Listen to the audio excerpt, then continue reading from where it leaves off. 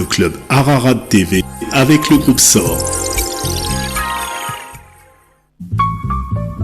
Caviar Pétroussian, partenaire du club Ararat TV.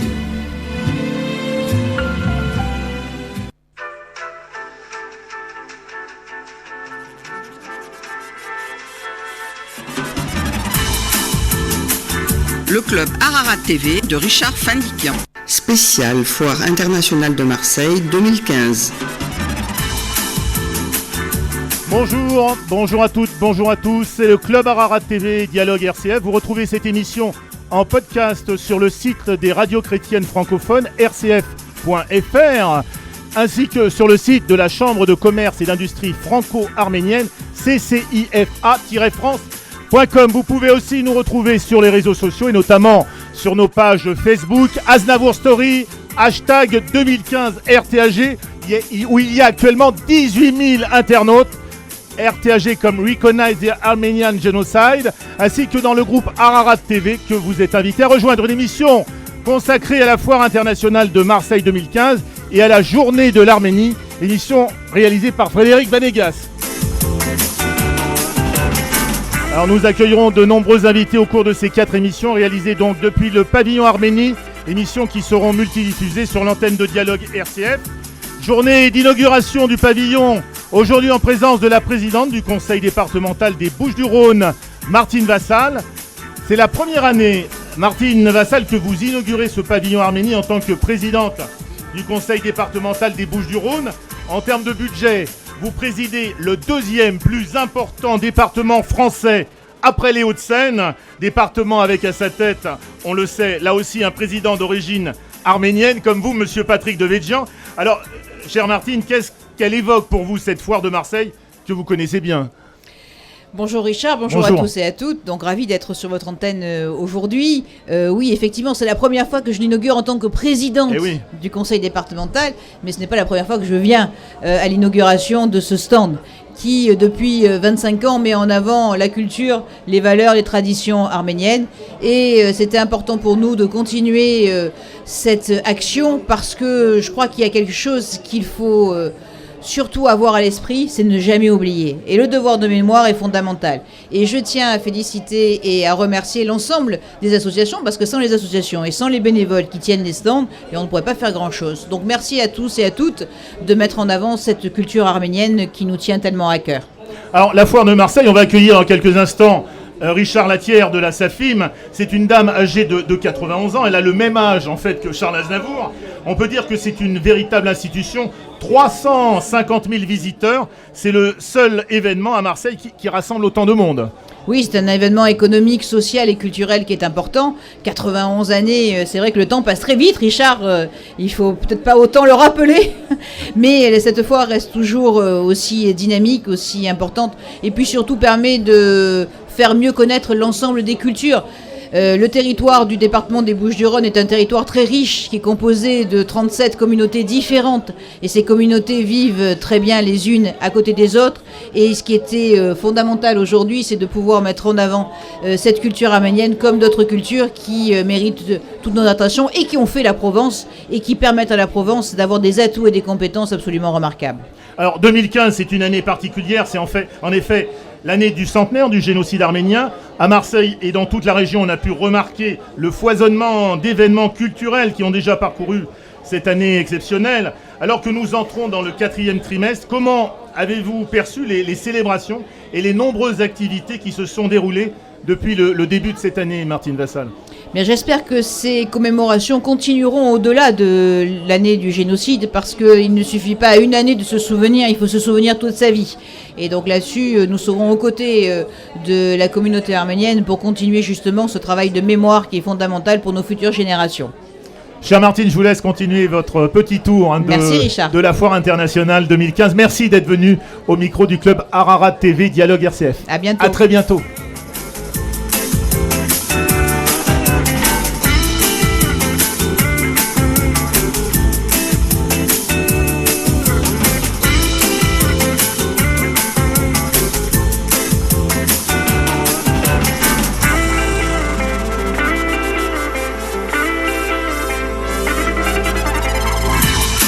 Et nous accueillons maintenant Richard Latière. Richard Latière, donc directeur des manifestations de la SAFIM. Alors Richard Latière, à 91 ans, la foire de Marseille n'a pas pris une ride. Ce n'est pas une formule convenue. Le public est toujours aussi fidèle au rendez-vous que vous leur fixez chaque année avec toute votre équipe et désormais avec le président Fauchon. Oui, tout à fait. Et cette année, pour la 91e Foire internationale de Marseille, un public fidèle et plus nombreux encore que l'année dernière, puisque hier soir, on avait une augmentation de fréquentation de 8%, et ce qui n'est pas négligeable, qui nous satisfait énormément et surtout satisfait nos exposants.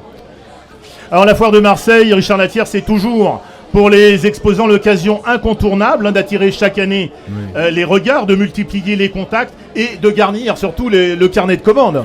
Tout à fait. Cette foire est à plusieurs volets. Il y a le volet économique qui est le plus important, puisque nos 1300 exposants sont là pour faire des affaires et pour remplir leur carnet de commandes. Alors il y en a qui le remplissent dans les médias pendant les 11 jours de foire, puis il y en a d'autres qui travaillent les rendez-vous qu'ils ont fait pendant la foire. Et souvent les entreprises font des commandes encore 5 ou 6 mois après la fermeture de la foire. On estime que le volume d'affaires traité pendant la foire est plus de 100 millions d'euros de chiffre d'affaires, donc c'est un gros impact au niveau de l'économie régionale. Et la foire doit rester un des moteurs essentiels de cette économie. Alors Richard Latière, comment voyez-vous les transformations autour du parc Chano, avec notamment la pose de la première pierre du centre commercial du nouveau stade Vélodrome, qui sera livré en 2017 ? Alors tout ça, je crois, c'est l'évolution de la ville qui s'agrandit, et c'est tant mieux. Cette ville de Marseille que nous aimons tous, et moi particulièrement, parce que j'y suis né et puis j'ai des attaches familiales et professionnelles très importantes dans cette ville. Aujourd'hui, on a la chance d'avoir un grand stade de Vélodrome nouveau, rénové, qui va accueillir l'Euro 2016, un centre commercial qui va ouvrir en courant 2017, des hôtels. Mais tout ça, c'est un complément et je crois que la foire de Marseille existera avec ça. Et en plus, ces commerces, ces hôtels qui ouvrent, c'est un complément excellent pour nos congrès qu'on accueille toute l'année, parce que les congressistes vont trouver à proximité du parc Chano des hôtels et des commerces pour se distraire après leurs travaux de réunion et de congrès. Alors Richard Latière, vous avez un parcours brillant, vous êtes entré en 73, je crois. Tout à fait, oui. Au parc Chano, vous êtes comme menuisier, si j'ai de bonnes informations, et vous avez gravi tous les échelons. Alors qu'est-ce qui vous aura le plus motivé dans votre carrière ? Je crois que le plus qui motive une carrière comme la mienne, si je peux me permettre, c'est surtout la passion de la rencontre, la passion des gens, et aussi on fait des métiers qui sont passionnants, parce que chaque année il faut se remettre en cause, et puis on a tellement rencontré d'hommes, de femmes du monde entier, parce que j'ai des connaissances pratiquement dans tous les pays, dans tous les continents du monde. Donc c'est extraordinaire et on a encore envie de continuer encore longtemps. Merci en tous les cas, monsieur Latière, d'être venu au micro de RCF, Dialogue RCF. Nos amitiés au président Fauchon. À très vite. À très vite.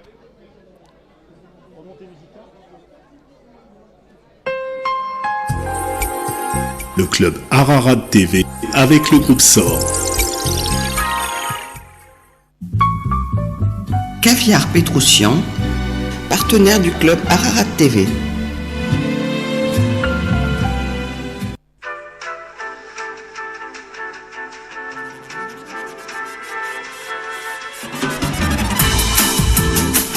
Le club Ararat TV de Richard Fandikian. Spécial Foire internationale de Marseille 2015.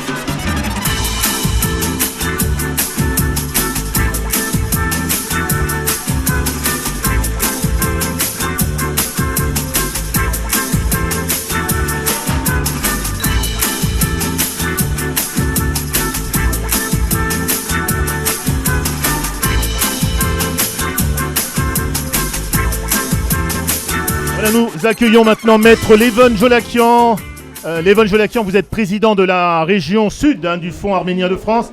Comme chaque année en novembre, l'opération Phonéton est une campagne d'appel téléphonique destinée à recueillir des promesses de dons en France pour l'Arménie. Alors, comment préparez-vous, cher Levon, la mobilisation des troupes pour l'édition 2015 ? Eh bien, nous avons une chance extraordinaire, c'est que nous n'avons pratiquement pas de préparation à faire, parce que tout le monde attend ce jour-là. Donc pour participer au Phonéton et pour apporter évidemment ses dons, sa contribution pour qu'on réalise tout ce que nous avons entrepris en Arménie et au Karabakh. Et cette année, le Phonéton donc, sera parrainé, comme chaque année, par des personnalités. Et nous avons cette année Patrick Devedjian, ainsi que Madame le maire de Paris, Madame Hidalgo, qui ensemble donc parraineront le feuilleton cette année. Deux parrains donc de l'édition 2015, Patrick Devedjian et Nadine Morano. Non, pas de confusion s'il vous plaît. Excusez-moi, pardonnez-moi. Et le maire de Paris, c'est ça, la maire de Paris? La maire de Paris, Madame Hidalgo. Madame Hidalgo. Anne Hidalgo. J'ai fait le lapsus parce qu'on parle beaucoup actuellement d'une autre personne. Effectivement. Alors signalons l'Evon Jolakian de nombreux projets structurants pour la reconstruction de l'Arménie, qui ont bénéficié de la générosité des donateurs. Grâce aux dons reçus, les projets qui ont été réalisés concernent les routes, ensuite l'approvisionnement en eau des villages, puis le développement agro-pastoral des zones rurales. Oui, c'est ça, oui. Et entre autres, également des différentes constructions. Notamment, nous avons réalisé la construction de l'hôpital de Goris, où exerce l'ASAF actuellement. Donc nous avons pratiquement, c'est nous qui avons fait la construction de l'hôpital. Nous avons également inauguré, il y a une semaine, un centre d'apprentissage à Chouchi, qui est fait pour recueillir 450 élèves, dans les 3 ou 4 prochaines années et dont l'inauguration a été faite au mois de septembre.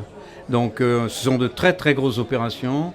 Il y a également la route qui reliera le nord de l'Arménie au Karabakh, qui reliera donc l'Arménie à Vardenis et qui sera une deuxième dorsale, si vous voulez, qui permette une libre circulation entre l'Arménie et le Karabakh. Alors on peut dire, Maître Jolakian, que le Phonéton est vraiment un moment de grande mobilisation qui transcende les origines, les courants de pensée et les clivages politiques. Absolument, oui. Tout le monde participe. Il n'y a aucune arrière-pensée politique. Donc tout le monde est là pour travailler et pour aboutir à servir l'Arménie et à surtout la reconstruire. À ce sujet, nous organisons le 23 octobre un repas, qui est le repas du 23e anniversaire du Fonds arménien, que nous organisons à l'école à Mascaïne à Marseille, et donc qui sera présidé par Madame Martine Vassal, avec la présence de Valérie Boyer et de Monsieur Terzian, président national du Fonds arménien. Et j'espère que beaucoup de gens seront présents, tels que Monsieur Didier Parakian, que je vois ici. Donc en espérant qu'il sera également présent et qu'il apportera sa contribution. Merci Maître Jolakian, je sais que vous êtes attendu. On rappelle simplement avant que vous nous quittiez les noms des deux parrains de l'édition 2015. Il s'agit de Patrick Devedjian et Anne Hidalgo. Et Anne Hidalgo. Ne pas confondre avec quelqu'un d'autre. Merci Lévon, à bientôt.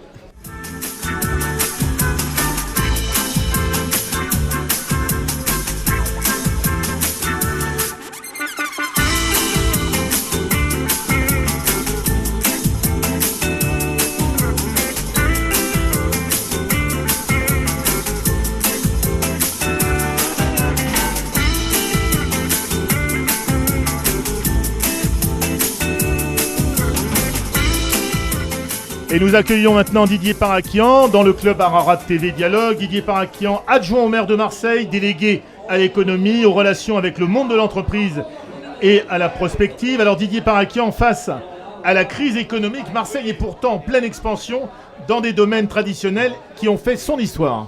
Alors, avant de parler de Marseille, je vais vous parler du match de football qui aura lieu la semaine prochaine à Nice, malheureusement. Enfin, malheureusement, j'aurais préféré que ça se joue à Marseille parce que nous allons être très nombreux à soutenir l'équipe de France, mais aussi et surtout l'équipe d'Arménie. L'équipe d'Arménie, bien sûr. Et comme nous sommes 100% français, 100% arméniens, j'espère que le match nul sera au rendez-vous. En tout cas, on sera tous là pour soutenir nos deux équipes. Alors, pour en revenir à votre question, effectivement, la ville de Marseille est en pleine métamorphose, en pleine renaissance.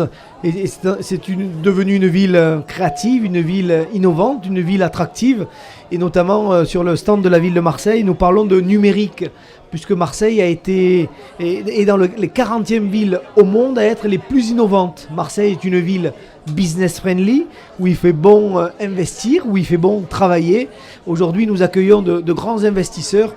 Il y a 15 jours, j'étais avec une boîte dans les data centers qui s'appelle Interxion, qui a investi 45 millions d'euros à Marseille et qui est venu mettre ses fils, ses tuyaux pour faire venir Internet, parce que les grands groupes américains, que sont Microsoft, Google, Facebook, leur ont dit: c'est à Marseille et nulle part ailleurs qu'il faut être. Donc on voit cette ville en plein renouveau touristique aussi. Nous avons connu une magnifique saison touristique avec plus de 7 millions de touristes venus du monde entier, notamment beaucoup de Chinois C'est plus de 100 000 Chinois qui sont venus à Marseille, grâce peut-être notamment à la visite du Premier ministre chinois, et puis grâce aussi à cette magnifique série de télévision du style Plus belle la vie, qui s'appelle Family on the Go, et qui est tournée à Marseille, qui a été vue par près de 200 millions de Chinois, et qui fait que les touristes adorent Marseille.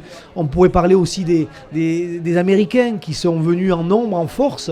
Nous avons reçu le maire de Miami, premier port de croisière au monde, et qui nous fait les yeux doux puisqu'il souhaite signer un accord de coopération avec la ville de Marseille, ce que nous ferons. Alors avant d'aller en Arménie avec Martine Vassal, nous irons avec Jean-Claude Gaudin à Miami au mois de mars 2016, et peut-être que nous irons aussi à Londres, parce que vous savez que maintenant grâce à l'Eurostar, nous avons accueilli cet été à Marseille plus de 200 000 touristes britanniques. Marseille-Londres en moins de 6 heures. La Provence plaît beaucoup à ces étrangers qui viennent, et comme le disait Martine Vassal ce matin, Marseille a toujours été une ville généreuse, une ville solidaire, et on accueille l'étranger avec un E majuscule, et on déroule le tapis rouge à nos investisseurs et à nos touristes. Alors est-ce qu'on peut dire, Didier Parakian, que Marseille a su modifier ses infrastructures pour s'adapter aux enjeux économiques du XXIe siècle? Oui, les enjeux économiques aujourd'hui, vous savez, la priorité des priorités avec Dominique Tian, qui est le premier adjoint en charge de l'emploi, c'est de faire reculer le chômage.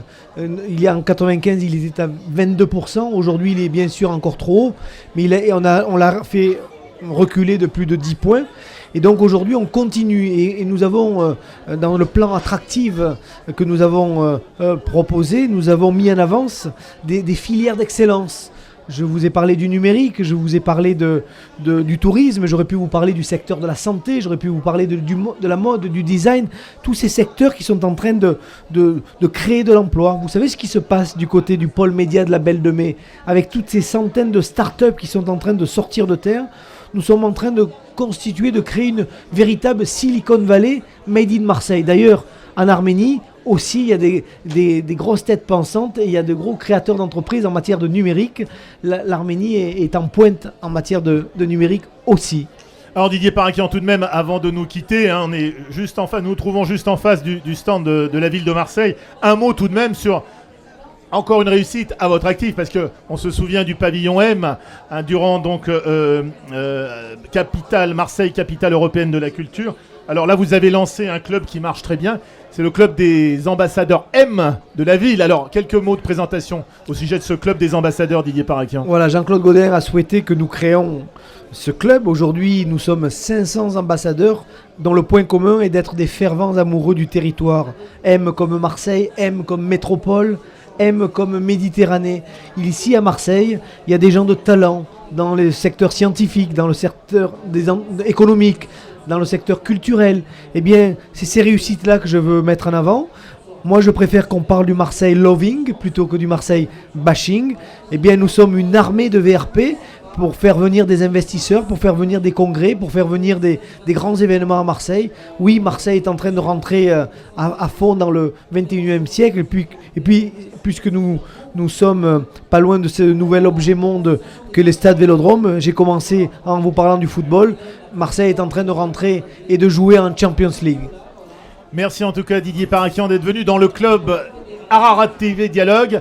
Et bien, je vous souhaite une bonne continuation, puisque je sais que vous allez rejoindre là le stand de la ville de Marseille. Un mot quand même sur ce qui se passe au niveau du stand de la ville de Marseille à la foire. Oui, alors nous avons mis en avant le numérique, Marseille ville intelligente. Nous sommes en train de créer ce qui sera le 112e quartier de Marseille, du côté de l'îlot à l'Art, dans le 15e arrondissement, qui est en train de sortir de terre. Une ville intelligente où près de 2000 personnes vont se balader, vont découvrir la ville de demain, avec des voitures sur coussin d'air, avec des jardins potagers mutualisés, avec des parkings mutualisés, avec une boucle d'eau qui va permettre d'économiser. En tout cas, c'est ce qu'on montre aujourd'hui sur le stand de la ville de Marseille, et bien sûr vous êtes les bienvenus. Et puis je remercierai enfin la foire de Marseille, parce que comme Garo Efsepian le disait, ça fait 25 ans que le stand de l'Arménie tient place ici. Nous sommes dans l'allée royale. Le meilleur des emplacements, c'est celui qui est donné à l'Arménie. Et ça, c'est un coup de chapeau. Il fallait le souligner. et remercier la Foire de Marseille qui va accueillir cette année 300 000 visiteurs. Et aujourd'hui, je dirais, c'est 300 000 Arméniens, puisque nous sommes tous des Arméniens aujourd'hui.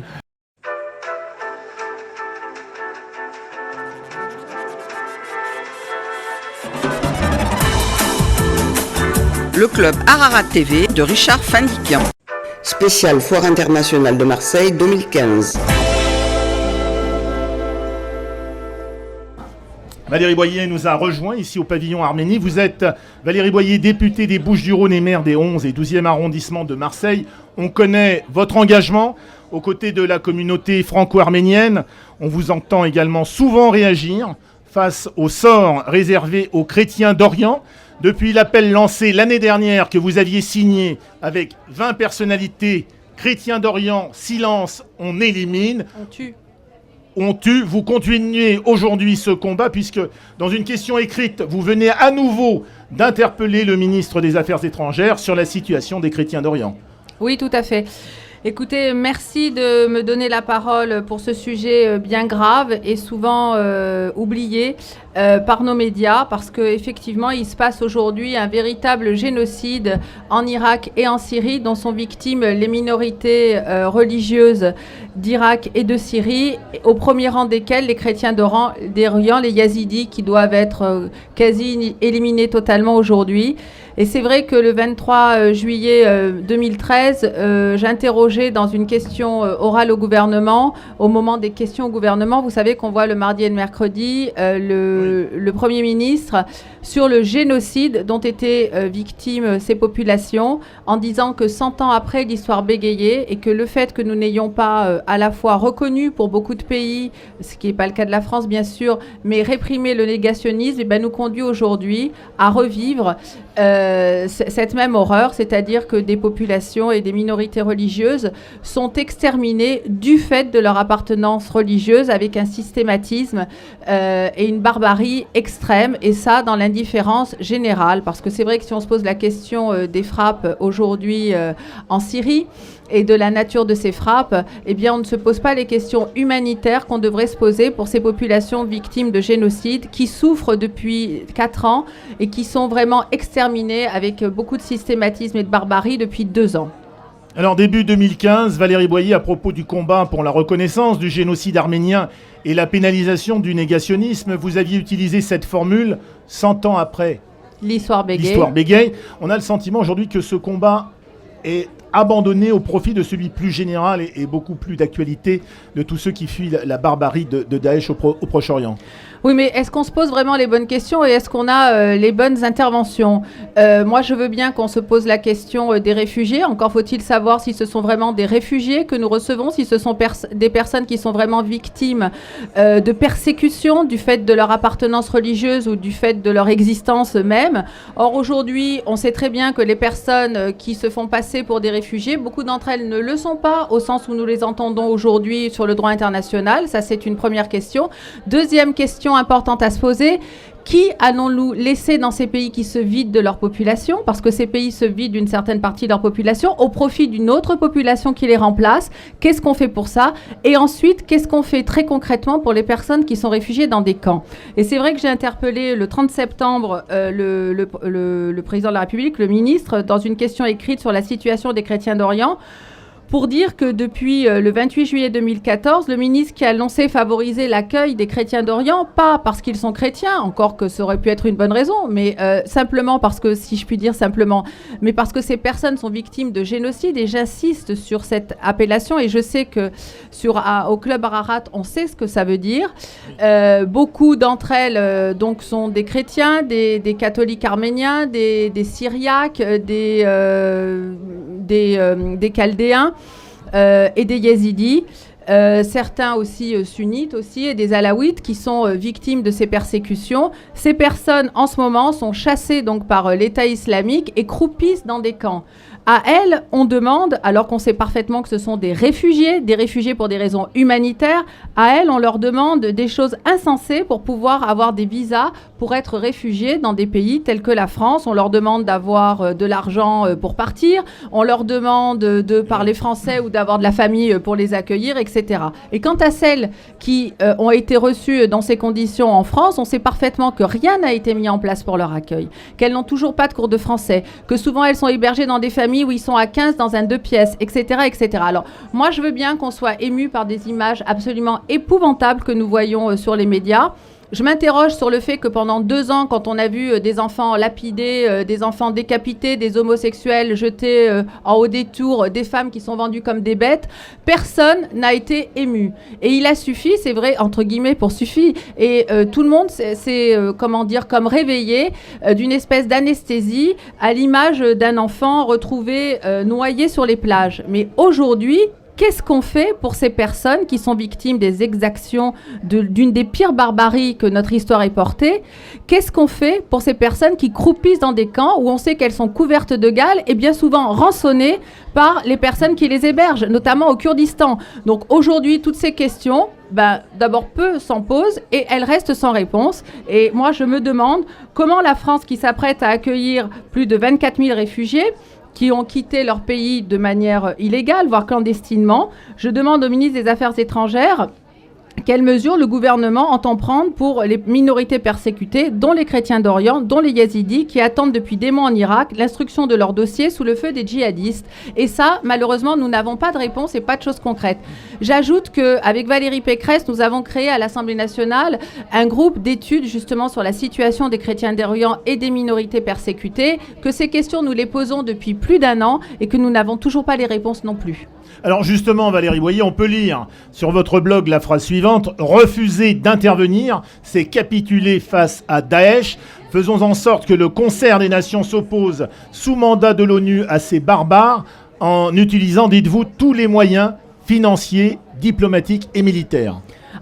Il est certain qu'aujourd'hui, on sait que l'État islamique vit de plusieurs choses. D'abord, tout ce qu'ils ont pu payer, notamment à Karakoche, à Mossoul, etc., dans les banques qui étaient là-bas. On sait qu'ils vivent aussi de la vente de pétrole. J'aimerais bien savoir à qui leur achète ce pétrole, parce que c'est une vraie question. On sait parfaitement que des pays qui, soi-disant, font partie du concert des nations et, soi-disant, sont nos amis, entre guillemets, politiques, leur achètent du pétrole, premièrement. Et troisièmement, on sait aussi qu'ils vivent de la revente d'œuvres d'art, parce qu'une des raisons de la destruction de Palmyre, du pillage aussi des monuments et des sites archéologiques en Irak et en Syrie, eh bien, c'est pour camoufler le fait que ces œuvres d'art et ces œuvres du patrimoine de l'humanité, eh bien, sont soit détruites, soit vendues. Donc, il y a bien des personnes qui les achètent. Et de ce côté-là, on peut dire que financièrement, eh bien, tous les moyens ne sont pas mis en œuvre pour arrêter ces barbares. Bien au contraire, en étant complices ou en tout cas en étant complaisant,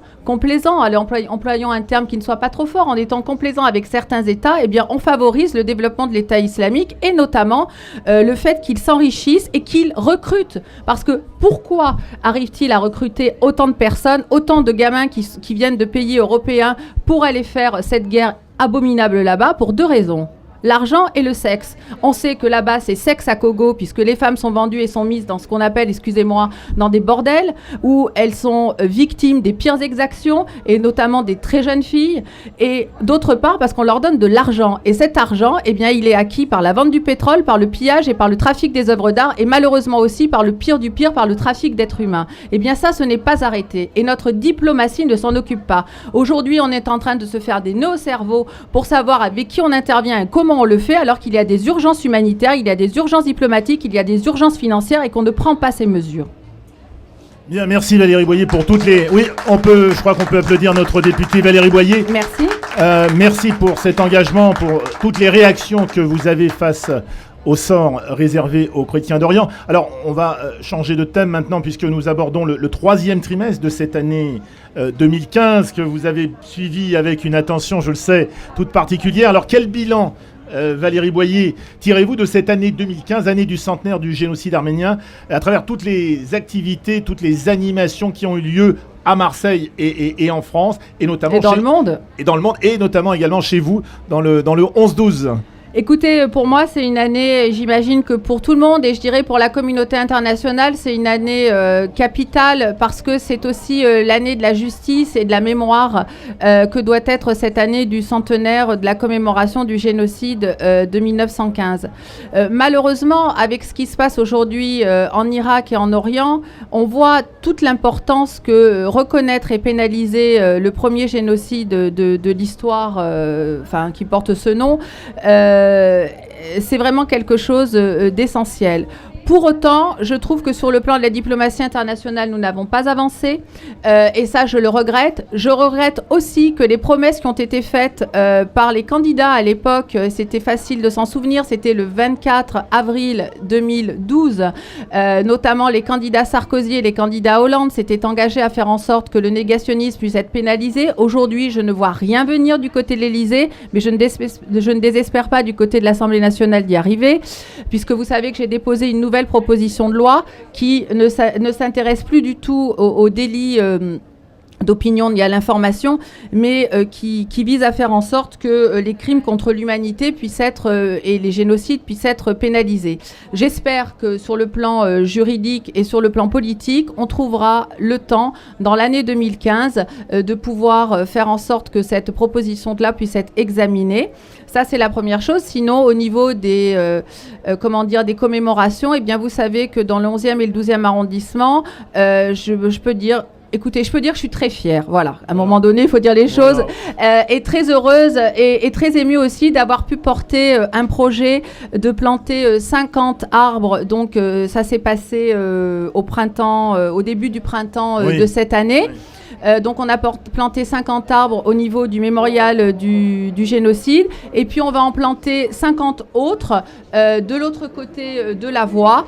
Et vous savez que je tiens absolument à ce qu'on puisse acquérir la statue, la mère de l'Arménie, qui est aujourd'hui exposée par le président Tessier à la communauté urbaine. Oui. Moi, je souhaiterais qu'après cette exposition, cette statue puisse être acquise par nous. Donc, je vais lancer une souscription bientôt pour qu'on puisse acquérir cette statue et qu'elle puisse trouver son emplacement en face du monument de commémoration du génocide, c'est-à-dire de l'autre côté de la voie dans le 12e arrondissement, à l'endroit où on va planter les 50 autres arbres. Donc nous aurions à la fois un jardin du souvenir dans notre arrondissement, mais en plus, nous aurions la chance d'avoir un monument qui, un siècle après, symbolise la vie, symbolise la victoire de la vie sur la mort et sur la barbarie.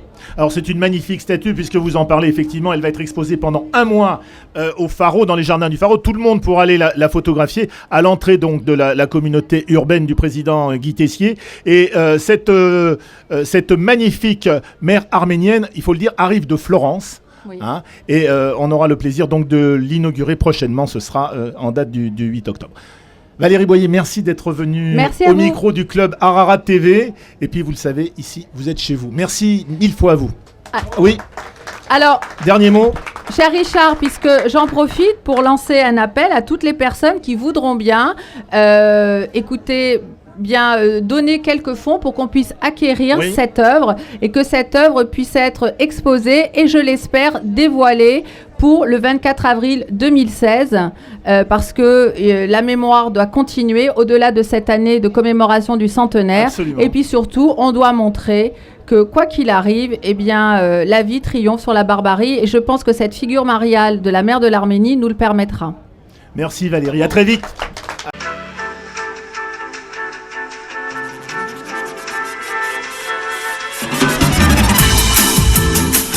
Le club Ararat TV de Richard Fandikian.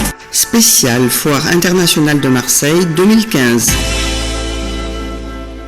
Et nous accueillons Jean-Jacques Deguirmangian, qui est le directeur régional adjoint du CIC Provence. Bonjour Jean-Jacques. Bonjour Richard. Permettez-moi pour commencer de signaler la toute récente nomination à la direction des grandes entreprises de la Lyonnaise de Banque de Monsieur Patrice Cauvet, fidèle d'entre les fidèles, puisqu'il a accompli, on peut le dire, l'intégralité de son parcours professionnel au sein de la même banque, le CIC. Un mot sur la nomination de votre collègue Jean-Jacques. Écoutez, c'est pour nous et pour lui une vraie satisfaction d'abord d'avoir occupé ce poste à la direction Provence de la Lyonnaise de Banque et du CIC, où il a su mettre en œuvre et appliquer les vraies valeurs qui animent chacun des collaborateurs de ce secteur, à savoir une écoute attentive des clients, de la disponibilité, de la réactivité, et ce sur les marchés de l'entreprise, sur les marchés du professionnel, de la promotion immobilière et de la banque privée.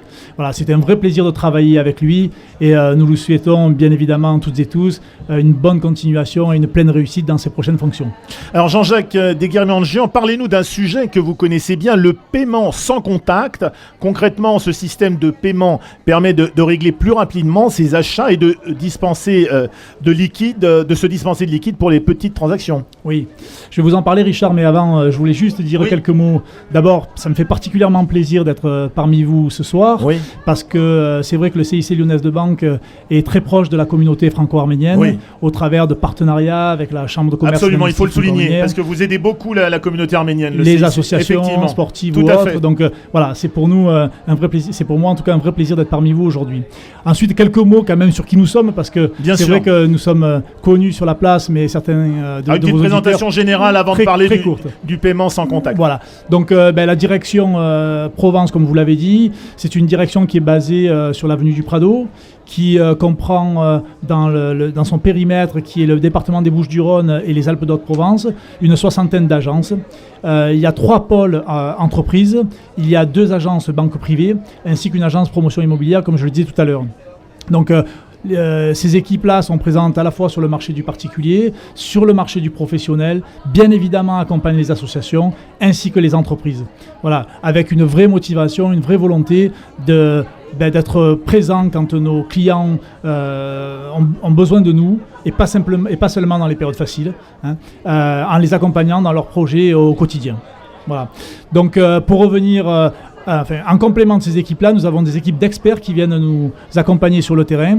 Et le groupe Crédit Mutuel CIC, qui d'ailleurs vient d'être primé première banque sur le plan français depuis 4 ans, d'ailleurs de manière successive, par un magazine britannique qui s'appelle World Finance, a une vraie expertise, notamment pour tout ce qui touche la télématique et la monétique.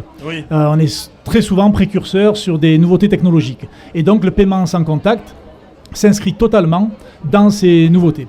Donc nous avons été à l'origine de la mise en place du paiement sans contact, notamment les opérations de test sur la région de Strasbourg, et ça date déjà de 2011. Et c'est vrai que le paiement sans contact, aujourd'hui, on commence à le toucher un peu plus du doigt. Ça devient une vraie réalité pour chacun d'entre nous, parce que au quotidien, on commence à l'utiliser. Alors le paiement sans contact, c'est quoi ? Le paiement sans contact, c'est la possibilité... c'est un paiement qui permet de régler ses achats pour un montant jusqu'à 20 €. 20 € maximum. Voilà, et 300 € avec son téléphone, sur un terminal de paiement électronique, sans insérer sa carte de paiement ou donc forcément son téléphone, et sans code. Voilà. Donc c'est un outil qui est très simple, performant, rapide. Puisqu'en fait, quand on fait une opération de paiement sans contact, avec une carte de paiement, ça prend 15 secondes, alors que quand on l'insère dans un terminal, ça prend plus de 45 secondes. Et par téléphone, ça se fait de manière très directe. Voilà. Donc ça représente des avantages certains. Des avantages certains, notamment pour nos clients commerçants. Quels sont-ils ? D'abord, un gain de temps lors du passage en caisse. En effet, je viens de dire la durée qui est beaucoup plus courte sur le paiement sans contact plutôt que par le paiement traditionnel. Ensuite, ça évite la manipulation d'espèces qui parfois est longue à rendre la monnaie, etc. Pour les commerçants, c'est aussi une sécurité qui est accrue. Notamment, justement, moins d'espèces en caisse, moins de risques d'agression, n'ayons pas peur des mots, voire d'indélicatesse de la part de salariés ou collaborateurs. Donc c'est un vrai avantage pour les commerçants. Ça permet aussi une meilleure gestion. Une meilleure gestion parce que tous les règlements qui sont faits par carte sont virés automatiquement à la banque dans des délais très très courts, et ça permet aux commerçants d'être payés rapidement. Ça évite aussi des erreurs de caisse qui existent encore parfois chez les commerçants dans leur pratique au quotidien, notamment de rendre la monnaie. En dernier lieu, on peut aussi citer, pour une population peut-être un peu moindre, des avantages en termes d'hygiène, puisque pour tous les commerces de bouche, etc., ça évite la manipulation d'espèces. Donc voilà, c'est quand même un avantage certain pour le commerçant. Alors pour les porteurs, Quels sont les avantages? Je crois qu'on les a résumés en quelques mots tout à l'heure. Ça permet d'abord de gagner du temps, une certaine rapidité. Ça permet d'éviter chaque fois à chercher des espèces sur soi. Et le tout avec une grande sécurité puisque tout passe par le terminal de paiement électronique. Voilà, donc sécurité absolue dans ce genre de transaction. Absolument, absolument, puisqu'en fait les transactions se font par un mode de champ magnétique et quand on regarde les montants qui sont concernés, c'est-à-dire des montants inférieurs à 20 €, il faudrait pour pouvoir capter ces champs magnétiques des appareils relativement volumineux, lourds, qui au regard des montants sont un investissement beaucoup trop important pour les fraudeurs. Donc à ce jour, nous n'avons jamais constaté en France et en Europe de fraude sur le paiement sans contact. D'accord, alors comment ça se passe concrètement pour un commerçant donc, qui voudrait utiliser ce procédé, cette technique? Alors, c'est très simple, parce qu'en fait, pour utiliser cette technologie, il suffit simplement de mettre en place un logiciel dans le terminal de paiement électronique du commerçant. Une fois que le commerçant est équipé, il faut aussi, bien évidemment, que les porteurs soient équipés au sens le plus large possible. Et pour ça, je peux vous donner quelques chiffres sans être trop long. Il y a aujourd'hui, sur le plan national, 34 millions de cartes de paiement sans contact porteurs. Ça représente à peu près 55% du parc. Sur les Bouches-du-Rhône, nous sommes à 45%. Ça veut dire 918 000, presque 1 million de cartes. En août, pour que vous ayez un ordre de grandeur, 24% de ces cartes ont été utilisées. Ce qui représente dans les Bouches-du-Rhône, on va rester sur le plan régional, 175 000 cartes sur les 1 200 000 en circulation. Voilà. Au niveau des commerçants, il y a 325 000 commerces qui sont équipés. Et dans notre région, ça représente à peu près 8 000 commerçants équipés du paiement sans contact. Les paiements représentent un panier moyen environ de 11 €. Voilà, c'est ce qu'on a pu constater, au travers des chiffres qui nous remontent.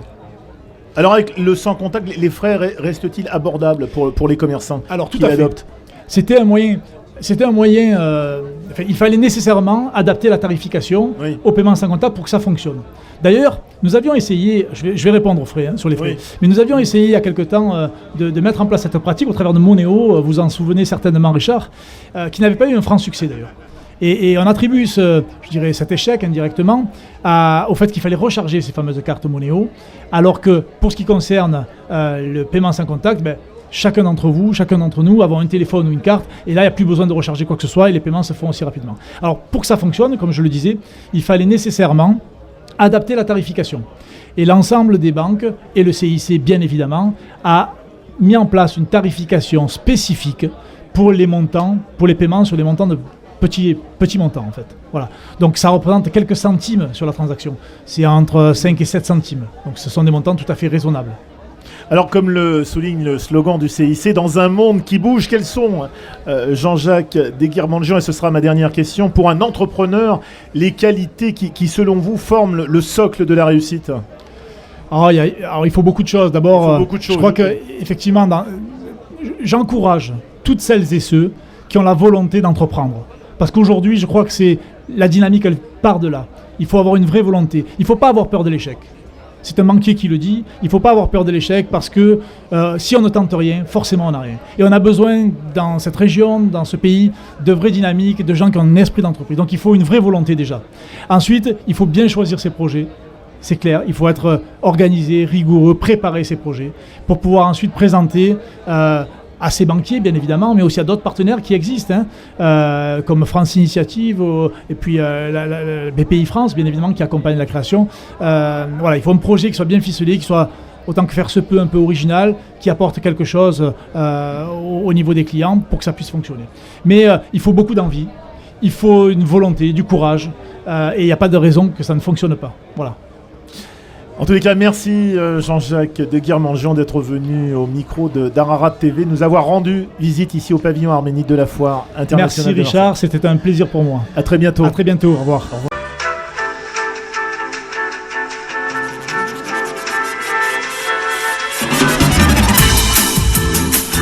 Le club Ararat TV de Richard Fandikian. Spécial Foire internationale de Marseille 2015. Et nous accueillons Madame Seta Biberian. Madame Seta Biberian, bonjour. Bonjour. Vous êtes directrice Vous êtes directrice de l'école Amaskaïn, qu'on connaît bien à Marseille, située dans le 12e arrondissement.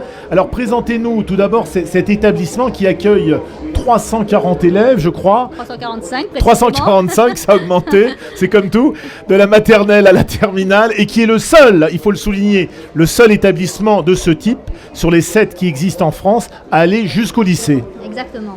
Écoutez, j'ai envie de dire presque qu'aujourd'hui, 35 ans après sa naissance, on ne présente plus vraiment l'école Amaskaïn. Elle est totalement inscrite dans le paysage communautaire arménien et même au-delà. 35 ans, donc je le disais, c'était les premiers pas d'un établissement qui se déclarait bilingue, de la maternelle à la terminale, projet totalement inexistant en France, dont nous avons prouvé qu'il pouvait être une réalisation prometteuse, qui a assuré donc jusqu'aujourd'hui des promotions et des promotions donc d'élèves qui sont passés par les bancs de cette école et qui en font aujourd'hui, qui sont la preuve vivante aujourd'hui que les établissements arméniens, bilingues arméniens français, sont une véritable richesse, qu'ils contribuent non seulement, je dirais, à l'expérience arménienne, mais aussi à l'expérience des établissements bilingues. J'étais la semaine dernière à un colloque à Paris sur le bilinguisme et nous sommes des témoins, je dirais, et des acteurs de ce défi pédagogique, qui n'est pas que pédagogique, puisque pour nous, bien évidemment, il s'agit de faire en sorte que les élèves que nous accueillons donc dès 3 ans grandissent, vivent, s'épanouissent dans un environnement qui leur permet, d'abord dans un environnement harmonieux, dans un environnement dans lequel ils peuvent s'affirmer et se connaître en tant qu'Arméniens et Français, en tant que Français et Arméniens, donc à travers à la fois leurs origines et leur présent de citoyens, d'enfants français.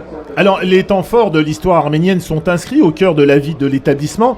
Chaque année, le 24 avril, date de la commémoration du génocide, l'école Amaskaïn est fermée. Évidemment.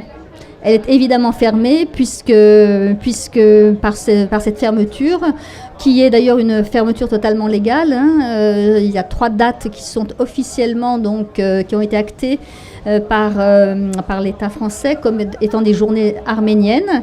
Donc Noël, Vartanank et le 24 avril. Et nous devons de fermer nos portes pour participer de manière collective aux différentes commémorations qui marquent cette journée de commémoration. Alors c'est à Biberian, vous dites que l'idée n'est pas de transmettre un traumatisme, mais plutôt une connaissance et la conscience du plus jamais ça. Exactement. Pourquoi ? Parce que, écoutez, aujourd'hui, nous en sommes, les élèves que nous accueillons, les enfants que nous accueillons, représentent la 4e et 5e génération de jeunes enfants d'origine arménienne. Bien évidemment, 100 ans, le génocide a 100 ans.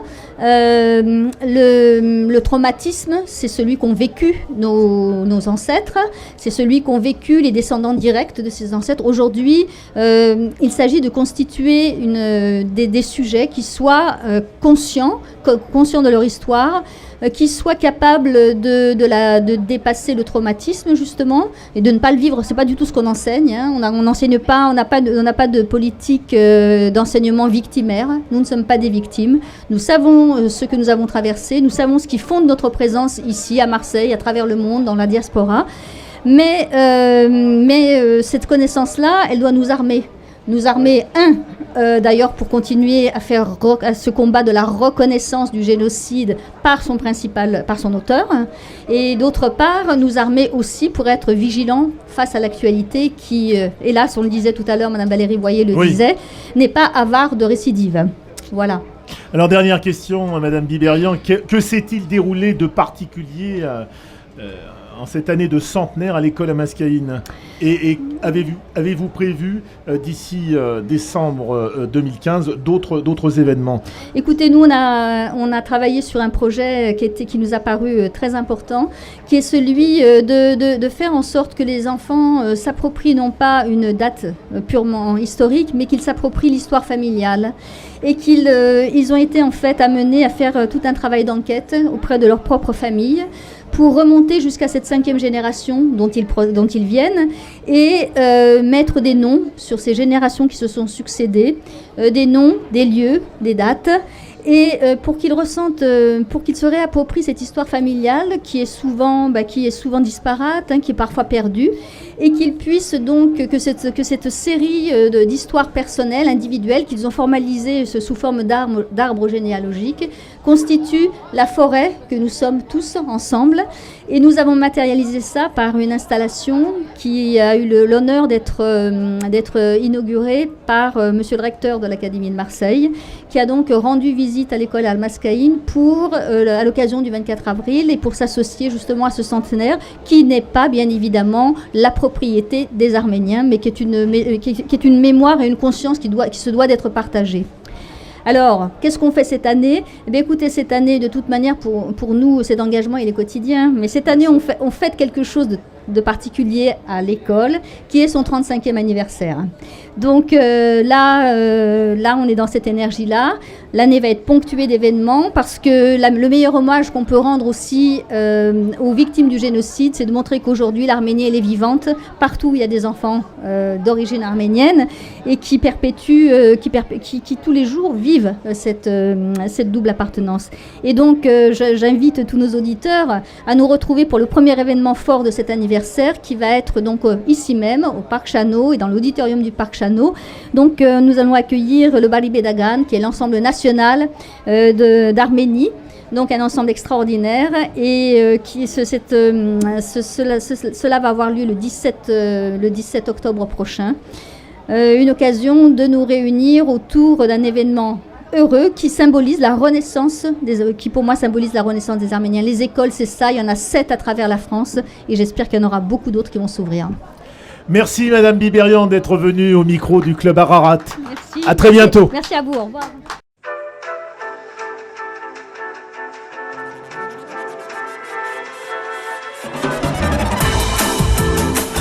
Le Club Ararat TV de Richard Fandikian. Spécial Foire internationale de Marseille 2015.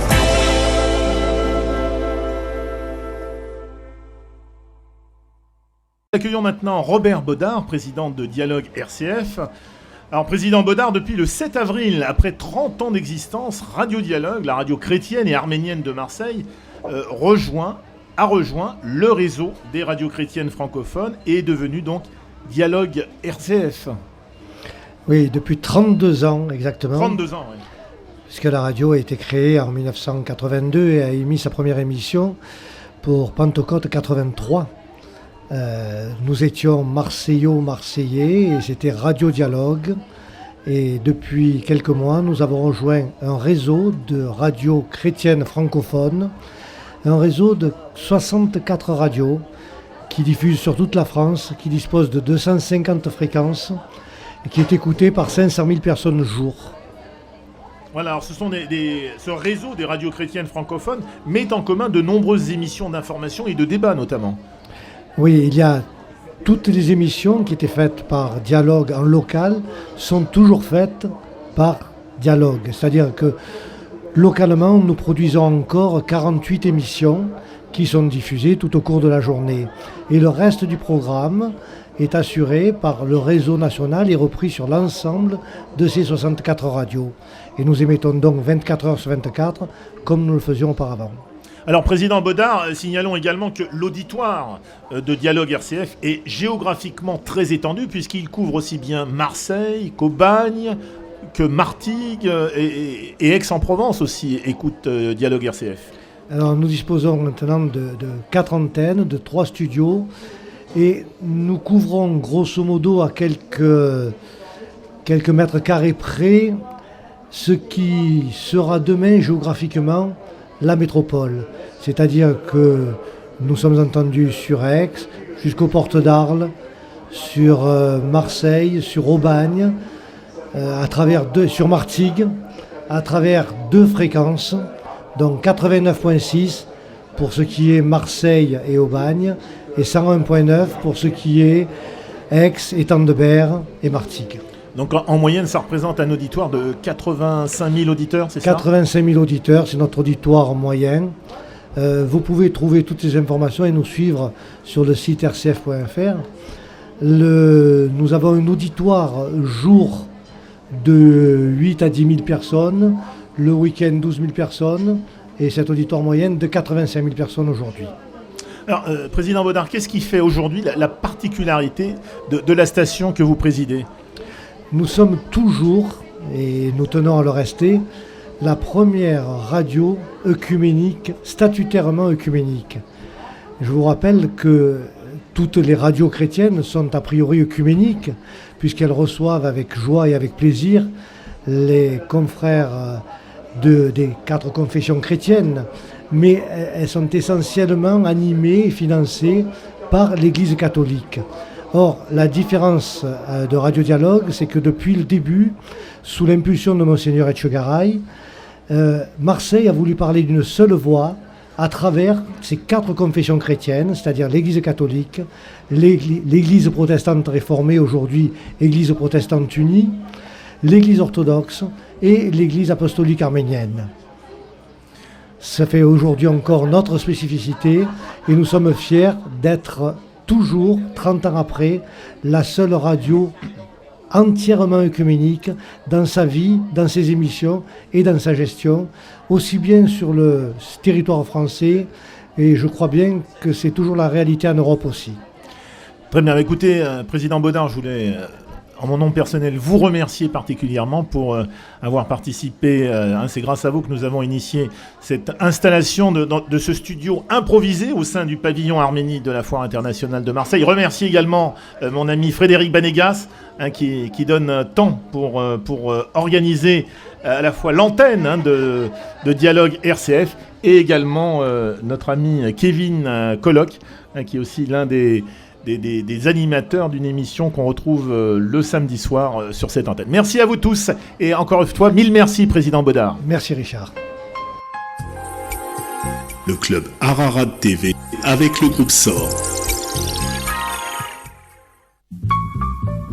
Caviar Pétroussian, partenaire du club Ararat TV.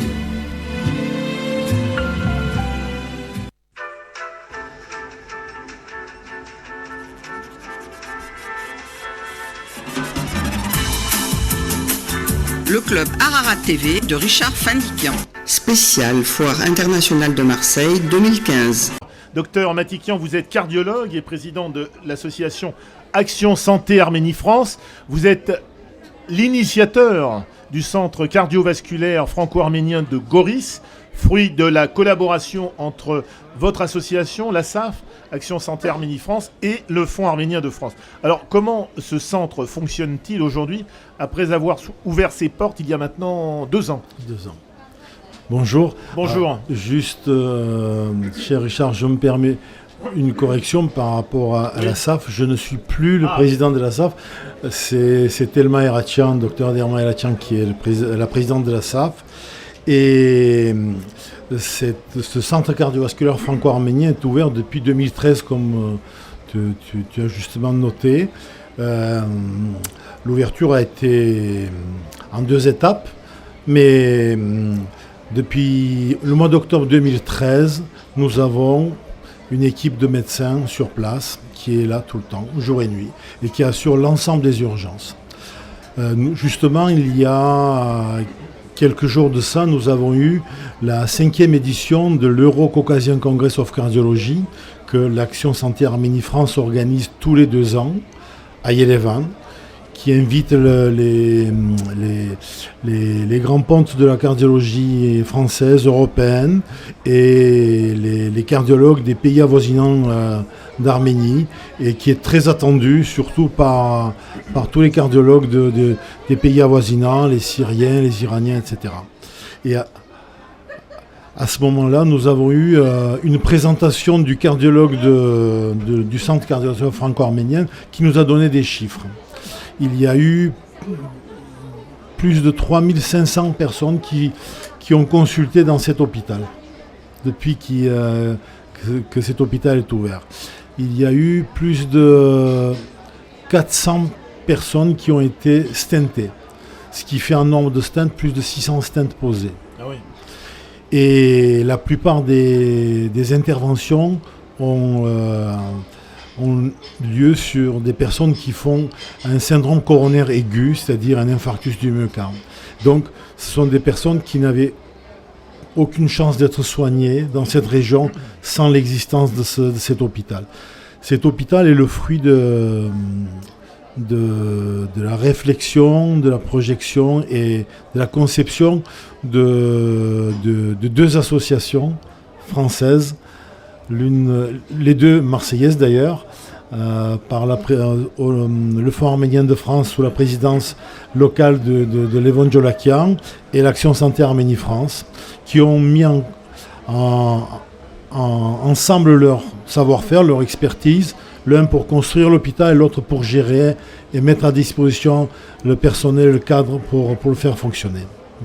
Alors il faut souligner, Dr Matikian, que la SAF a introduit en Arménie la technique d'angioplastie coronaire, autrement dit la pose de stand. C'est vous qui avez apporté en Arménie cette technique. Alors, nous avons la fierté de dire que l'école de cardiologie interventionnelle d'Arménie est d'école française et d'école marseillaise en particulier, sous la direction du docteur Paul Baragan, qui a permis la formation de l'ensemble des cardiologues interventionnels qui exercent en Arménie. Alors, avec de nombreuses personnalités françaises et arméniennes, j'ai eu moi-même la chance de participer à la mise sur rail, on va dire, du centre cardiovasculaire franco-arménien de Goris. On peut dire, docteur Matikian, qu'au départ, l'idée de vouloir construire un hôpital à Goris, c'était une idée un peu folle et qu'il vous aura fallu surmonter de nombreuses épreuves afin d'arriver à installer définitivement dans le sud arménien cette très utile et belle réalisation. Aujourd'hui, en regardant le passé, en regardant dans le rétroviseur, quelle aura été la plus grande difficulté à surmonter ? Alors, c'est une question... Il y a la question... C'est une question difficile. Il y a la question financière déjà. C'est pas évident au départ de trouver les moyens financiers de construire déjà, parce qu'on est allé ensemble déjà pour choisir le terrain avec l'architecte. Ça a été l'un des premiers départs, mais après vous avez rencontré nombre de difficultés. Alors quelle aura été la plus grande, à part bien sûr la difficulté financière, parce qu'il fallait également trouver les moyens de pouvoir construire cet hôpital de Goris? Écoutez, le plus difficile a été d'y croire. Oui. Une fois qu'on y croit, après je ne me souviens pas de difficultés.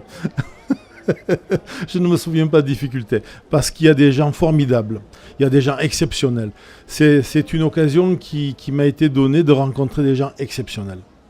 Des gens exceptionnels dans le domaine médical, des professeurs de médecine, des Alec Varagnan, des Paul Baragan et des Antoine Lafont et des personnes comme ça qui nous ont soutenus. Il y a difficultés qui ont été balayées sur le plan médical, et puis il y a eu des difficultés de trouver de l'argent, mais évidemment c'est là que nous avons rencontré les hommes politiques. Bon, je sais qu'il n'est pas très, très politiquement correct de parler de ceux qui ne sont pas, mais je n'oublie jamais ce que M. Jean-Noël Guérini a contribué à faire dans ce projet, parce qu'il y a cru. Quand il est venu, il a vu ce qu'on faisait, il a dit « bon, ce que vous faites c'est bien, je vais vous aider ». Voilà. Sans l'intervention du président du conseil général de l'époque, nous n'aurions jamais trouvé les fonds pour le réaliser. Donc je dois lui rendre cet hommage. Bon. Et je suis fort heureux de constater que Mme Martine Vassal, la présidente actuelle, est extrêmement bien disposée par rapport à notre réalisation, et je serais ravi qu'elle se rende dans le sud de l'Arménie, dans le Sunik, à Goris, pour visiter le centre cardiovasculaire franco-arménien de Goris. Bon, vous savez que ce matin, elle a parlé d'un voyage qui était prévu avec le conseil départemental des Bouches-du-Rhône, qui se déroulera sans doute dans la période, j'allais dire fatidique, du 24 avril 2016. J'avais envie de vous poser aussi cette question, docteur Matikian. Quel serait le plus beau souvenir à travers tout ce que vous avez vécu dans cette espèce de Dallas, parce que moi j'ai suivi quand même ça d'assez près de tous les épisodes pour arriver donc à la conclusion et à la réalisation finale de l'hôpital de Goris. Quel serait le plus beau souvenir que vous gardez en tête? C'est le souvenir de la première patiente qui a été stentée. Oui. C'était une dame qui avait 75 ans mais très usée. Les larmes aux yeux quand elle embrassait le médecin qui lui a sauvé la vie. Voilà. Et puis, il y a aussi ce reportage que nous avions fait ensemble avec cette femme enceinte qui devait se faire opérer. Et on avait peur à la fois pour la maman et pour le futur bébé. C'était un épisode chargé d'émotions. C'était le professeur Vahagnan qui était intervenu à l'hôpital Nork-Marash. À l'hôpital Nork-Marash à Yerevan, lors de notre 3e congrès de Eurocaucasian Congress of Cardiology, pour une dame qui était enceinte pour la première fois, qui avait une maladie cardiaque qui ne pouvait pas être opérée à cœur ouvert et qui était condamnée soit de sacrifier l'enfant, qui était l'enfant unique et très cher, soit de sacrifier elle-même.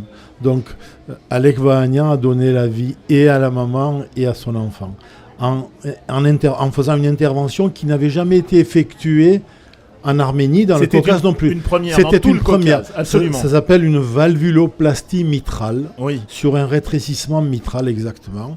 Et Alec Vahagnan a sauvé la vie de 2 personnes, on peut le dire. C'était très émouvant aussi, tout à fait, tu t'en souviens parfaitement. C'était un moment qu'on n'oubliera jamais. Merci, Dr Matikian, pour tout ce que vous faites pour l'Arménie, pour soigner dans ce sud arménien toutes les personnes qui en ont besoin. Merci à très bientôt, Avedis. De faire savoir, merci.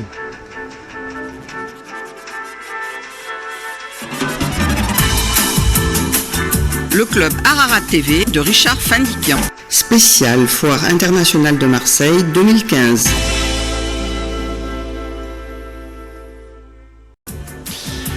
Et nous commençons donc par accueillir Jean-Marc Mathiodakis, qui est donc directeur commercial du Crédit Mutuel, et Thierry Ladet, directeur de l'agence Crédit Mutuel du Vieux-Port. Alors notre premier invité, directeur commercial du Crédit Mutuel méditerranéen, qui organise donc en octobre avec la Chambre de commerce et d'industrie franco-arménienne le 3e rendez-vous Clarté 2015, un rendez-vous destiné aux chefs d'entreprise. Alors Jean-Marc Mathiodakis, quel sera le thème de ce 3e et dernier rendez-vous qui réunira des chefs d'entreprise du réseau de la CCIFA et qui fera intervenir Jean-Marc Mathiodakis, des spécialistes?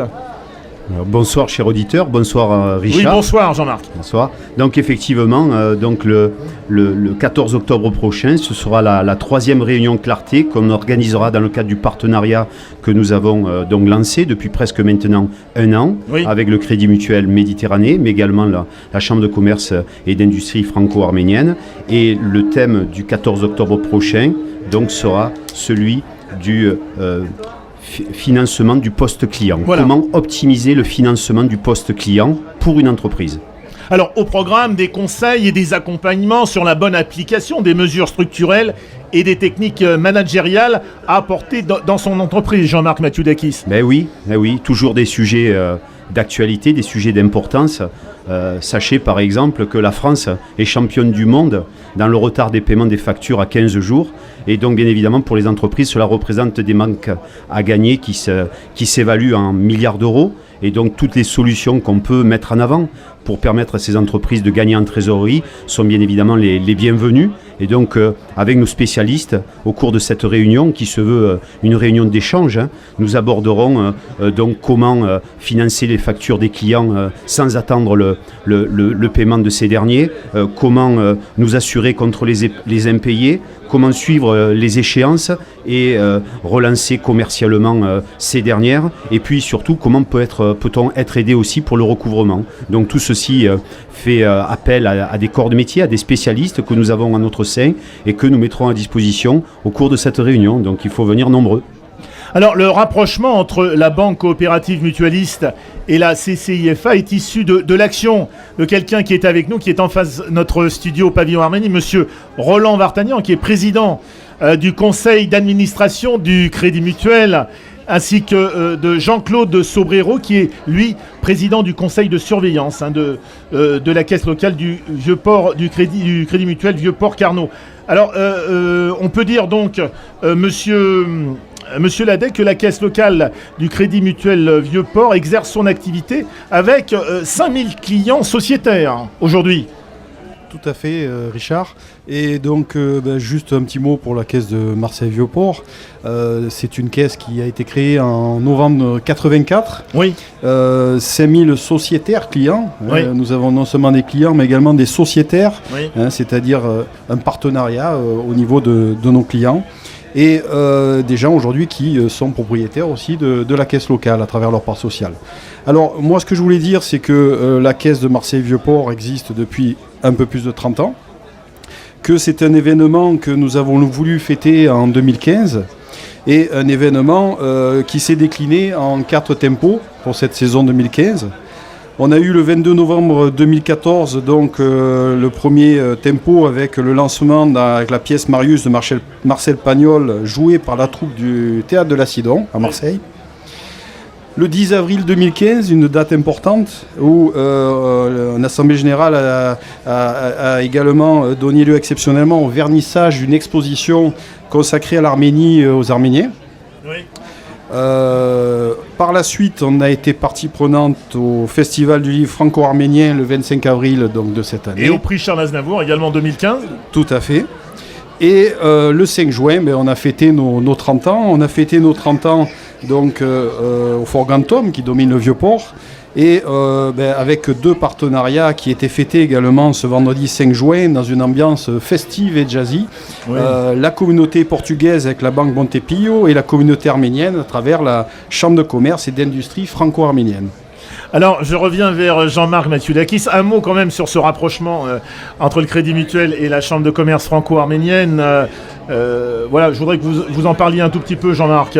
Disons que ce rapprochement s'est fait tout à fait naturellement, donc à l'occasion d'une date malheureusement connue et célèbre. Oui. Et donc, en tant que banque régionale, qui se veut très proche des habitants de la région marseillaise et des régions que couvre le Crédit Mutuel Méditerranée, donc cela représente 13 départements et presque 8 millions d'habitants, mais sur Marseille, et Marseille essentiellement, on sait tous que la communauté arménienne représente environ 10% de la population marseillaise, et comment ne pas être proche de cette communauté lors de cette année-là. Donc effectivement, on a d'abord beaucoup de relations communes, mais également des valeurs que nous partageons qui sont également communes, et donc on l'a mis en œuvre de façon progressive, notamment en finançant ou en aidant donc ce festival du livre, notamment également aussi en vous associant à l'anniversaire de notre caisse de Vieux-Port,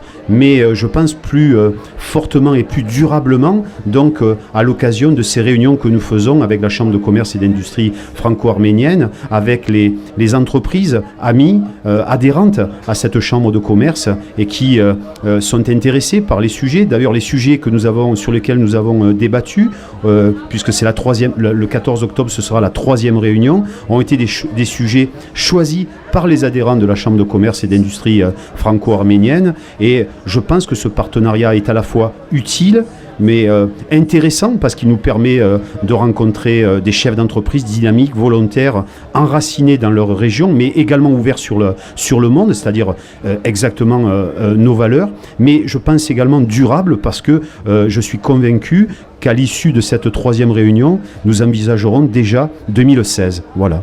Alors Jean-Marc Mathieu-Dakis, comment participer donc à ce rendez-vous qui donc va être fixé donc en octobre? Comment gérer au mieux mon poste client? Comment fait-on pour s'inscrire?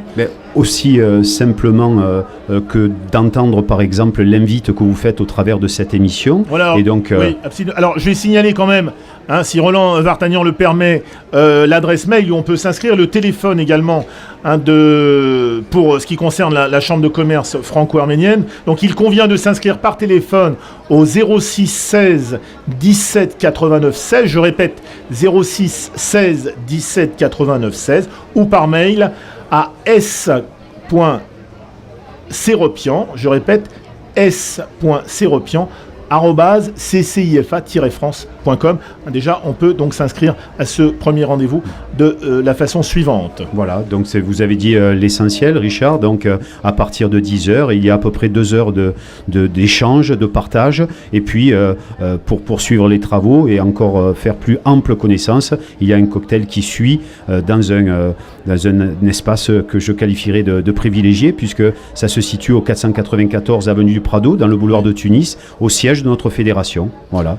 Avant de se quitter, Thierry Ladet, encore un mot peut-être sur la caisse locale du Crédit Mutuel Vieux-Port, qui, comme on l'a dit tout à l'heure, vient de fêter ses 30 ans, donc une clientèle franco-portugaise importante, maintenant une clientèle franco-arménienne qui va être importante. D'ailleurs, signalons qu'au Portugal, il y a une fondation absolument magnifique avec laquelle nous organisons de temps en temps des échanges, qui est la fondation de Calouste Gulbenkian. Encore un mot, Thierry Ladet ? Moi, je voudrais simplement dire que nous en sommes à la 3e réunion, donc que nous appelons Clarté. La première portée sur donc, les mutuelles d'entreprise. Oui. La deuxième portée sur un thème aussi qui intéresse beaucoup les chefs d'entreprise, c'est-à-dire l'épargne salariale. Et aujourd'hui, on apporte notre expertise sur la mobilisation du poste client, qui est aussi incontournable pour tous les chefs d'entreprise. Comme disait notre directeur commercial Jean-Marc Mathiodakis, aujourd'hui, on est aussi en train de réfléchir sur de nouveaux thèmes. Je pense qu'il y en a encore de nombreux à évoquer ensemble. Et une fois qu'on aura fait ces thèmes ensemble, on est bien sûr à la disposition des chefs d'entreprise à la caisse de Marseille-Vieux-Port, au 33 rue de la République, pour ensuite, je dirais, rentrer un peu plus dans le détail au niveau de leurs besoins. Merci à vous deux, merci Jean-Marc Mathiodakis, merci Thierry Ladet d'être venu au micro d'Ararat TV, et je vous dis à très bientôt, et on se retrouve donc au prochain rendez-vous Clarté. À très vite. Merci.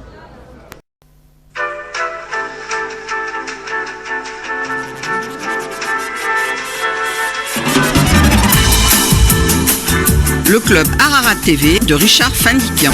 Spécial Foire internationale de Marseille 2015. Et nous poursuivons cette visite du pavillon Arménie avec Garo Ovsepian. Garo Ovsepian, président de la Maison arménienne de la jeunesse et de la culture et organisateur, instigateur du pavillon Arménie de la Foire de Marseille. 1991-2015, c'est la 25e année que le drapeau arménien flotte sur la foire, Garo Ovsepian. Tout à fait.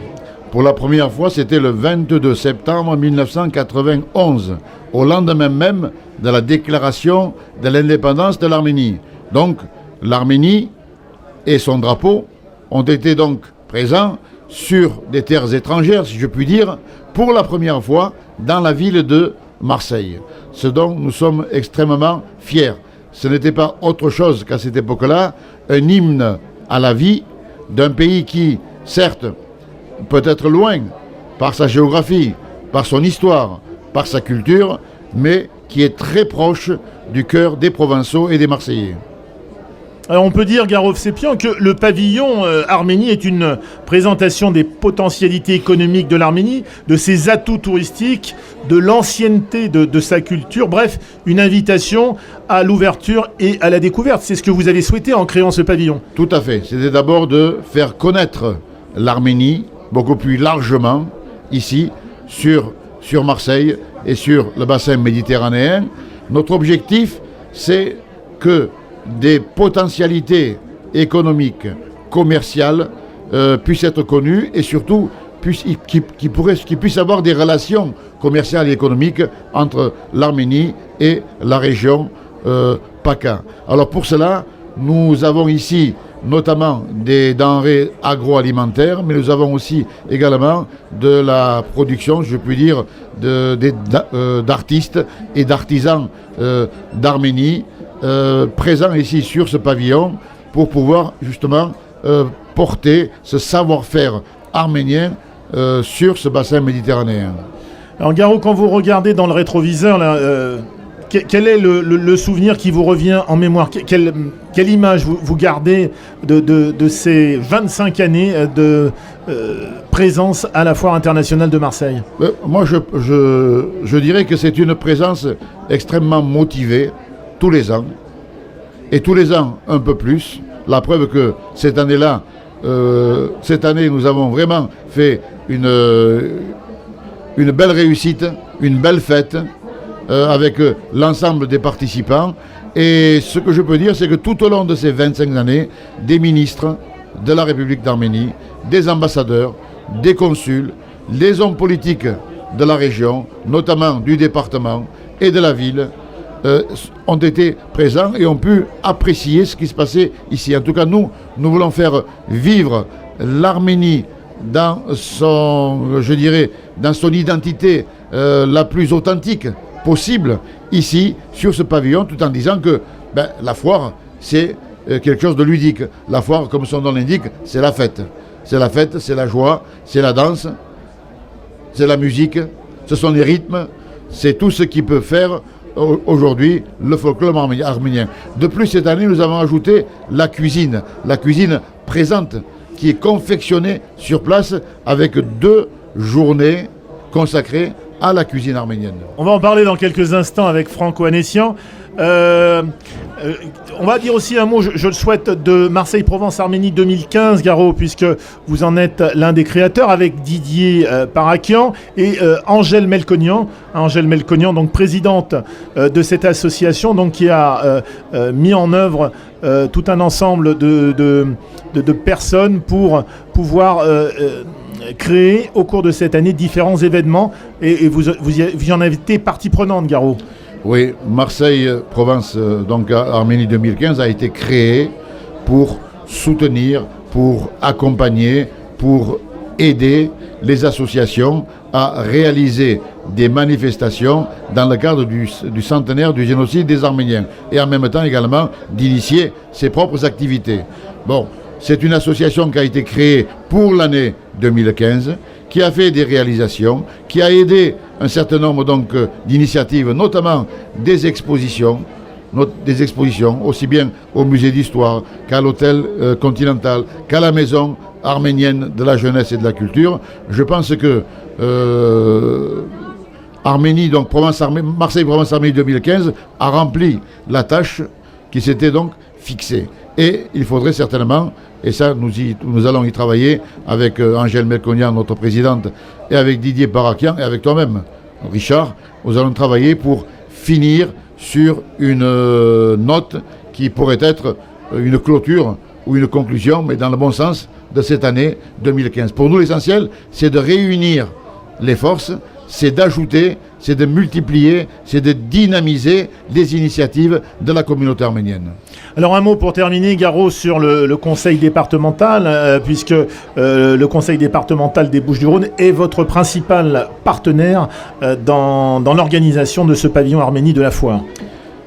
Sans le conseil départemental, ce pavillon d'Arménie ne peut pas exister, puisque les mètres carrés de surface sont pris en charge par le conseil départemental. Et encore une fois, je remercie le conseil départemental en la personne de sa présidente Martine Vassal, qui nous a fait l'honneur de sa présence aujourd'hui, et aussi sans le soutien continu également d'un certain nombre de sponsors, de personnes, et cette année aussi notamment avec les cafés Henri Blanc. Mais je n'oublie pas aussi cette armée de bénévoles, d'hommes, de femmes et de jeunes filles, qui pendant les 11 jours, je dirais même 13 jours, puisqu'il faut d'abord la mise en place et il faut ensuite enlever tout ça, eh bien, sacrifient leur famille, sacrifient leurs loisirs, sacrifient leur tranquillité, parfois leur santé, sacrifient même leur argent, eh bien, pour que le pavillon Arménie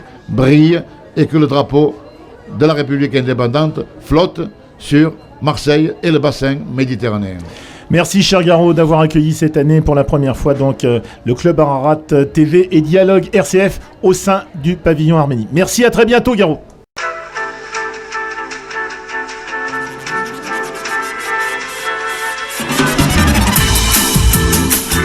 Le Club Ararat TV de Richard Fandikian.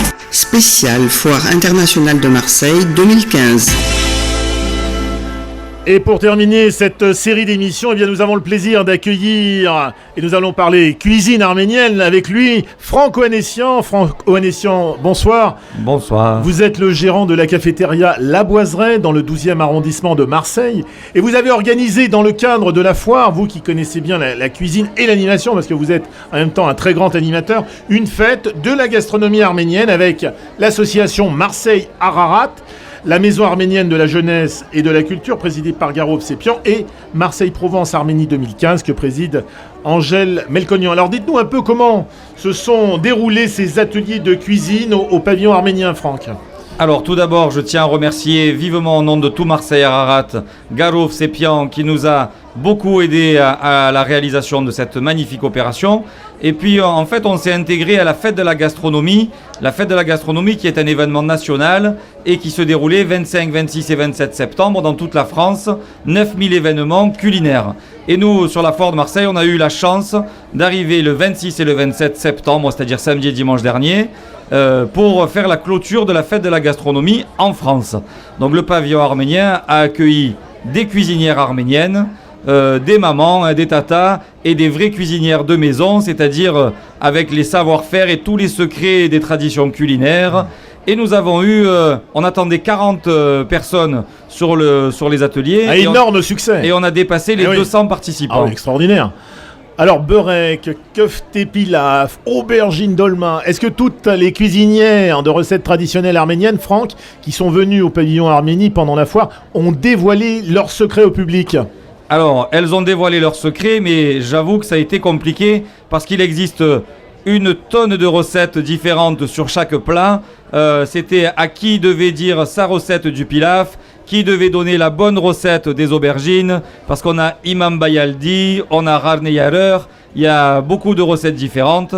Et j'avoue qu'on s'y perdait un petit peu, mais comme l'a dit la journaliste de la Provence, quand on regarde toute la cuisine arménienne, on grossit à vue d'œil, mais ça fait partie de notre patrimoine culturel. En tout cas, ça a été un régal. On a pu déguster différentes façons de faire, et les participants et les participantes qui ne connaissaient pas du tout la cuisine arménienne ont appris à cuisiner. Et on a pris le pari qu'ils allaient cuisiner chez eux et qu'ils allaient nous faire déguster ça. Et ils vont amener tout ça au restaurant La Boiseraie pour qu'on puisse déguster ce qu'ils auront fait à la maison. Alors justement, puisqu'on en parle, quelques mots de présentation des salons de La Boiseraie. C'est un lieu, mon cher Franck, un lieu de réjouissance conçu spécialement pour profiter de la bonne cuisine et pour faire la fête aussi, il faut bien le dire, entre amis, Franck. Exactement. Alors à La Boiseraie, d'ailleurs tous les premiers samedis du mois, on fait des spécialités arméniennes au restaurant La Boiseraie. Mais ça a été génial et je continue à remercier Garo Hovsepian, la Maison de la Culture, parce qu'on a pu lier tout ça, puisque la foire de Marseille et le pavillon arménien, c'est à la fois un moment festif, un moment de joie, et la cuisine fait partie des joies de l'Arménie. Et en fait, j'espère qu'on pourra renouveler cette expérience et l'agrandir l'année prochaine. Et en fait, il faut lancer un appel à la SAFIM. Il nous faudra doubler le pavillon arménien l'année prochaine parce que on a beaucoup de demandes de cuisinières arméniennes qui veulent renouveler l'expérience. Oui, on va demander un studio aussi un peu plus grand aussi parce qu'on est un tout petit peu à l'étroit avec Frédéric Banegas. Bien, un dernier mot, Franck. Quelque chose à ajouter ? Oui, tous les membres de Marseille Ararat sont très heureux d'avoir participé à cette foire. Et je tiens à souligner que ce sont tous des bénévoles, comme l'a dit Garo tout à l'heure, et qu'ils prennent un plaisir fou à faire partager ce moment. Merci à toi, Richard. Merci à Dialogue RCF de nous permettre de dire quelques mots. Et merci à tous les participants. Et rendez-vous très vite ou au restaurant La Boiseraie ou à la foire de Marseille. Merci. Et bien, on sera présent à La Boiseraie. Merci, monsieur Anessian. À très vite. Le club Ararat TV avec le groupe SOR. Caviar Pétroussian, partenaire du club Ararat TV.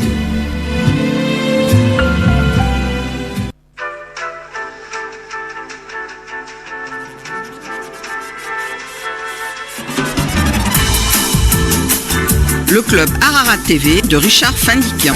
Spécial Foire internationale de Marseille 2015. Et oui, c'est la fin du club Ararat TV Dialogue RCF, enregistré depuis le pavillon Arménie de la Foire internationale de Marseille. Merci à toute l'équipe ici de Dialogue RCF. Merci à Frédéric Banegas. Merci à Kevin Colloc. Merci également au président Baudard qui a participé cet après-midi à l'une des émissions. Merci à vous toutes et à vous tous de votre attention. En attendant de vous retrouver dans un prochain numéro du Club Ararat TV, je vous souhaite de passer une excellente semaine et je vous dis à très vite sur Dialogue RCF.